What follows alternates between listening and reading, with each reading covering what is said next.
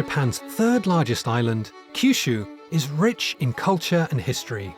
Home to spectacular volcanic landscapes, distinctive local food, and lively cities, each with their own story to tell. Yet currently, only a fraction of international visitors to Japan make it here. In this video, I'll introduce Kyushu's 4 largest cities. Kagoshima, a city in the shadow of an active volcano, Kumamoto with its impressive castle, Fukuoka, ranked among Japan's most livable cities, and Kitakyushu, the main gateway into Kyushu, known for its nostalgic port area. My name is Matt Evans, staff writer for JapanGuide.com. Join me on a 4-day trip exploring Kyushu's 4 largest cities.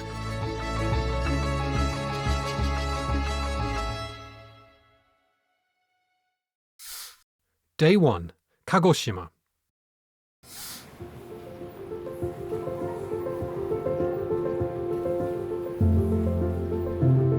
I begin close to the southern tip of Kyushu in Kagoshima.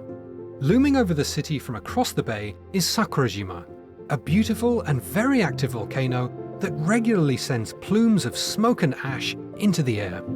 A historic city in spectacular subtropical setting, Kagoshima is often compared to its sister city of Naples, Italy, due to its climate, laid-back atmosphere, and its volcano-dominated landscape. Today, I'll take a tourist loop bus to visit the landscape garden of Senganen. Next, I'll hop back onto the loop bus and take a ferry across the bay to participate in a guided sea kayaking tour for some beautiful views of Mount Sakurajima.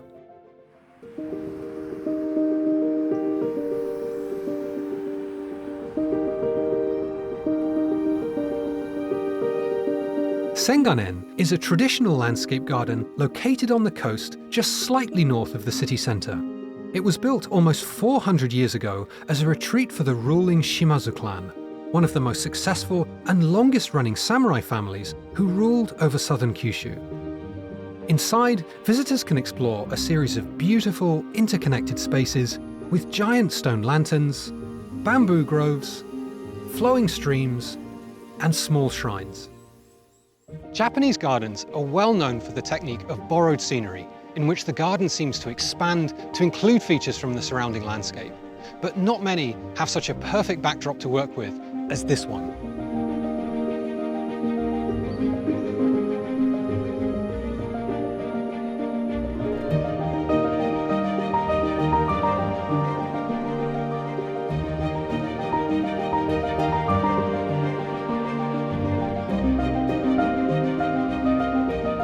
At its heart is a stately former residence with beautifully preserved rooms and furnishings.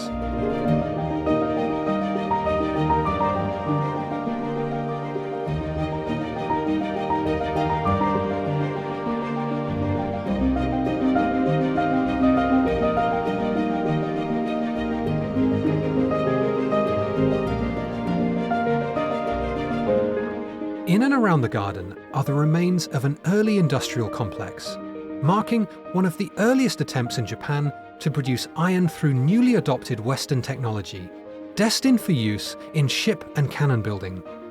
Kagoshima, ruled by the Shimazu clan since the 12th century, enjoyed a rare degree of independence as it was one of the furthest provinces from the shogun's own power base in what is today Tokyo.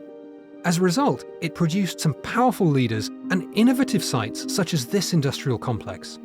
Just next to the garden entrance and covered by the same admission ticket, this old stone factory building has been renovated into a museum dedicated to the story of the Shimazu clan. In Japanese history, noble or warrior families could be identified by a unique crest called a mon. The Shimazu's was this one, in the shape of a cross. Today, many can still be found around the garden and in the residence.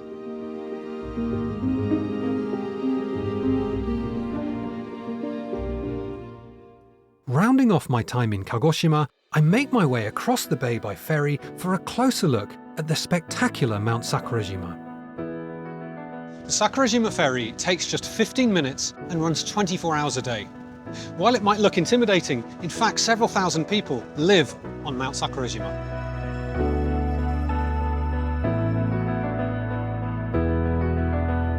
Several observation points, a footbath, and some other attractions can be found around the base of the mountain, but I'll be viewing it from a different perspective, from out on the bay by sea kayak.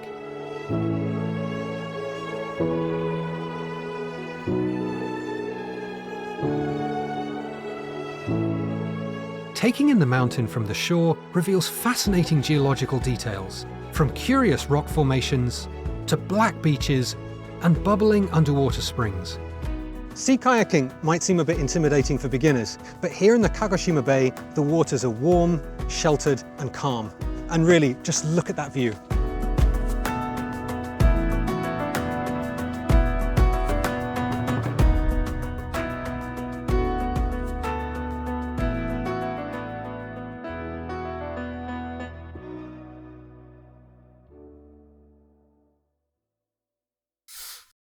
Day 2, Kumamoto.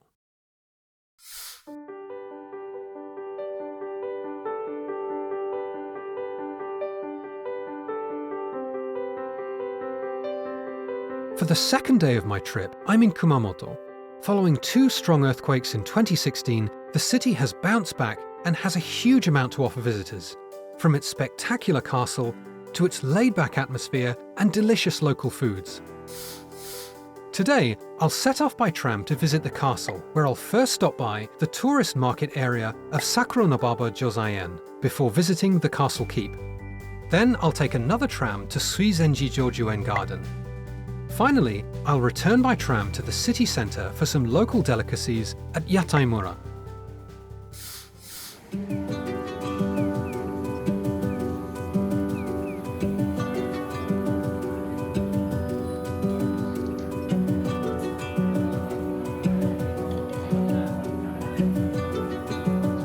Located on the doorstep of Kumamoto Castle, this fun area recreates the bustling feel of a feudal-era castle town with 23 restaurants, shops and food stands offering their own take on classic local dishes.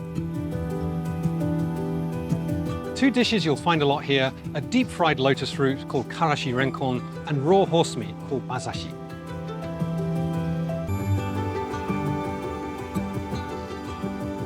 Next, it's time to visit the castle itself, one of the most impressive castles in Japan and an icon of Kumamoto City. Built in the early 17th century, it was considered impregnable due to its size and strategic design. Sadly, the castle was severely damaged by 2 earthquakes in 2016, and although the main tower reopened in 2021, many buildings, including the reconstructed Honmaru Palace, remain closed, and we have many more years to wait until the entire castle has been fully reconstructed.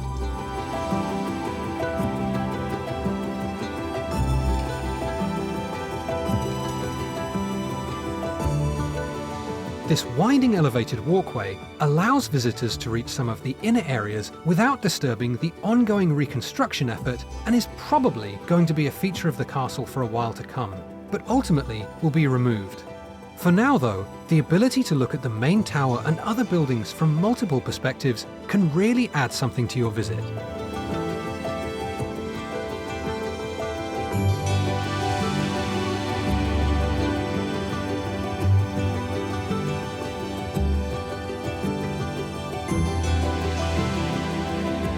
Located 15 minutes southeast of the castle by tram, our next stop is Suizenji Jojuen Garden, a beautiful landscape garden arranged around a large pond.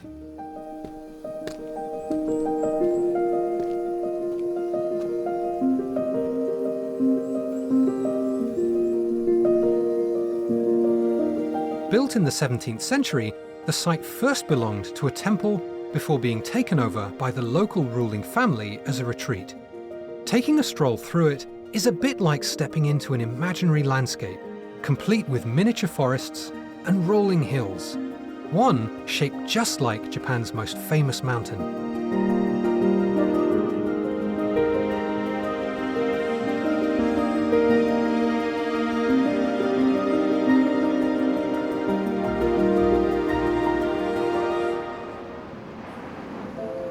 For my last stop in Kumamoto, I'm at the Kumamoto Yataimura.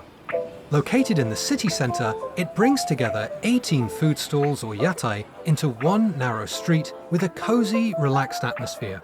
the perfect place to take a break from a busy day of sightseeing while sampling some of the city's favourite dishes.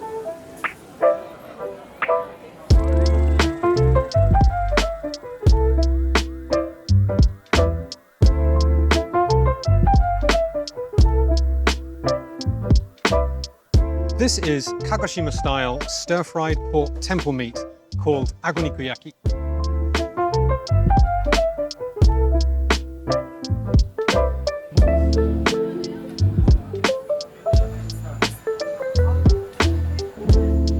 Okay, next I'm going to try some yakitori. This is tsukune, a kind of Japanese meatball, served with raw egg and taro sauce.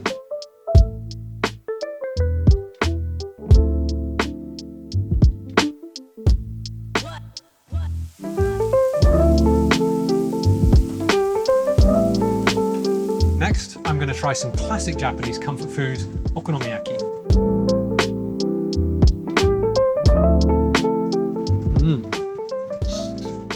It's very hot.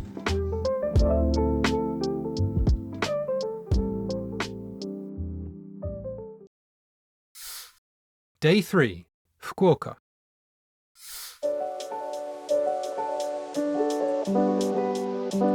Today I explore Fukuoka, a lively, laid-back city and the largest in Kyushu. Fukuoka is a city with two faces, the old castle town from where it gets its name, and the port area of Hakata, once a separate settlement. While Hakata itself has long since been absorbed into the city, it lives on as the name of a central district and the main railway station. With its fortunes and population steadily on the rise, Fukuoka overtook Kobe as the 5th largest city in Japan a while ago, and routinely places close to the top of global quality of life rankings, drawing praise for its amenities, low cost of living, and pleasant environment. Starting from my hotel on the Itoshima Peninsula just outside the city centre, I'll explore the area of the Kitazaki coast on a rented e-bike, then take a bus and train into the city centre.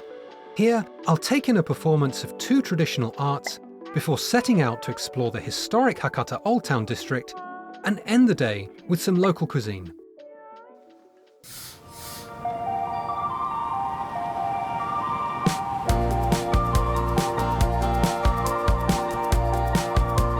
The Kitazaki coast is an oasis of tranquil nature located just outside into the west of the city centre, and the perfect place to spend a peaceful half-day. My accommodation here is the 7x7 Itoshima, with an attractive coastal setting and all of its rooms facing towards the ocean. The hotel also offers e-bikes for rent, so I'm fully kitted out and ready to explore from the moment I set off. From here, I make my way north along the coast, enjoying the ocean views, before cutting across to the eastern side of the coast along a pleasant country road, passing rice fields and this lovely little temple.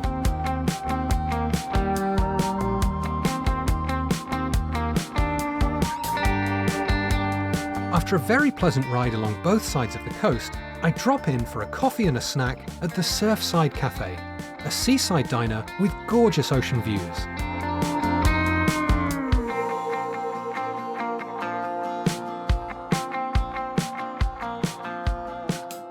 In the city centre, I make my way along the busy streets to Hakata Geidokoro Wanoka, a local tea house and art centre run by a former geisha and offering a range of traditional performances.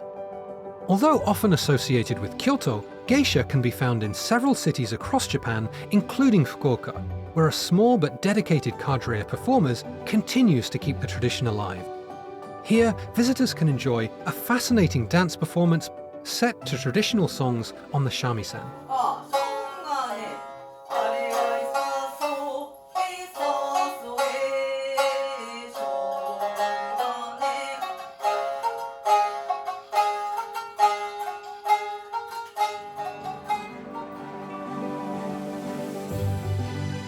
Included as part of the experience is the chance to chat with the maiko and even take part in traditional party games.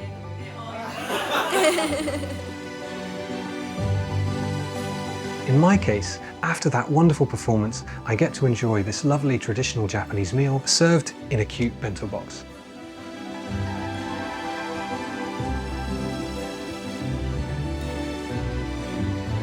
Following on from that beautiful performance and thoroughly enjoyable meal, I set out on foot to explore Hakata Old Town, a historic part of the city with preserved merchant houses, intriguing local craft shops, and atmospheric temples and shrines.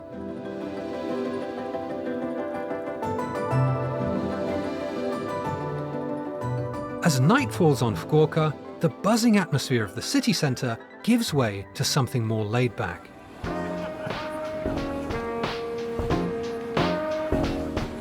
One reason Fukuoka is such a great destination for food lovers is yatai or food stands like this. Found in various places throughout the city centre, they offer food of all kinds and really contribute to the city's friendly atmosphere. Bye. In fact, yatai were once a common sight throughout Japan, but in recent decades have been disappearing, the exception being Fukuoka. Very excited to be trying two Fukuoka local favourites. This is Hakata ramen, which is ramen in a thick, creamy tonkotsu broth, and mentaiko, which is cured, spiced pollock roe. In this case, the mentaiko is wrapped in a Japanese omelette and flavoured with dashi. It's called mentai dashimaki.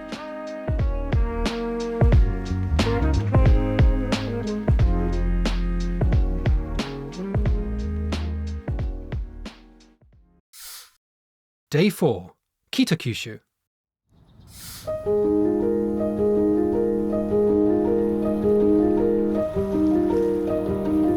the final day of my trip, I'm in Kitakyushu, a city at the very northern tip of Kyushu and the gateway between Japan's first and third largest islands. Although best known as an industrial centre and transport hub, the city also boasts a number of interesting attractions. What we now call Kitakyushu was formed by a merging of 5 smaller cities, the most famous being Kokura, which gave its name to the Shinkansen station. Another was the major port town of Moji, which I'll be visiting today. Arriving at Mojiko Station, I'll be checking out some of the old port's historic buildings, stop to enjoy the popular local dish of yakikare or grilled curry, before setting out on a rented e-bike to end my day with the view across the Kanmon Strait from Mekari Shrine.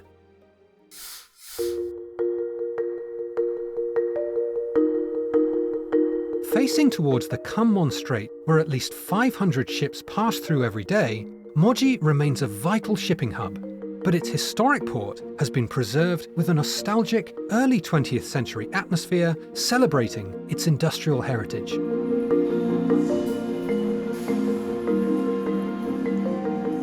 We've just arrived at Mojiko Station. The current building dates to 1914 and was built in the neo-Renaissance style. It's one of Japan's oldest and, I think, most atmospheric train stations.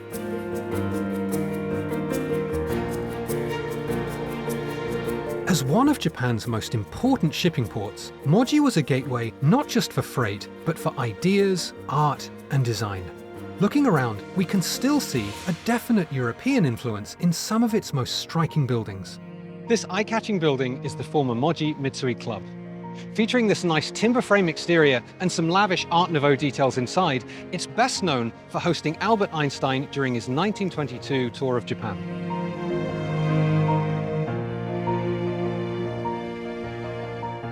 Just a short walk from the station is one of Moji's most iconic pieces of architecture, the old Mitsui OSK Lines building. When it was built in 1917, it was the tallest building in Moji and served as an office and passenger lounge for a major shipping company.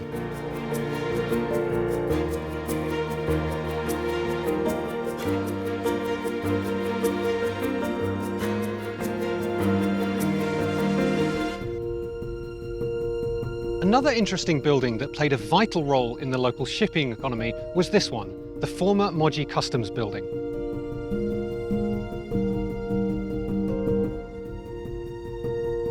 Just a few steps from the harbour, we make a stop for lunch at Curry Honpo Mojiko Retro to try one of Kitakyushu's best-loved local dishes, yakikare or baked curry. If you come to Moji, this is one of those dishes that you're definitely going to see and maybe even smell too. Apart from the fact that it's cooked in an oven, what really makes this different from regular Japanese curry is the soft-boiled egg and melted cheese, adding an even richer flavour to the sauce. This one is made with local Kurage Wagyu, so it's really nice and tender.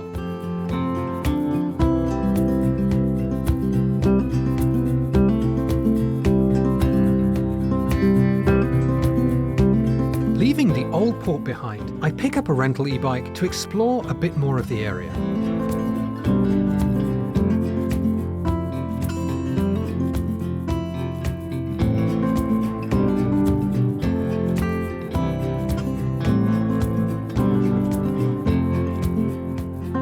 From here, I continue north along the coast to Mekari Jinja, a Shinto shrine located right at Kyushu's northern tip, just a few steps from the fast-flowing waters of the strait. Said to have stood, at least in some form, for over 1800 years, the shrine is dedicated to the deity associated with the moon and the ebb and flow of tides.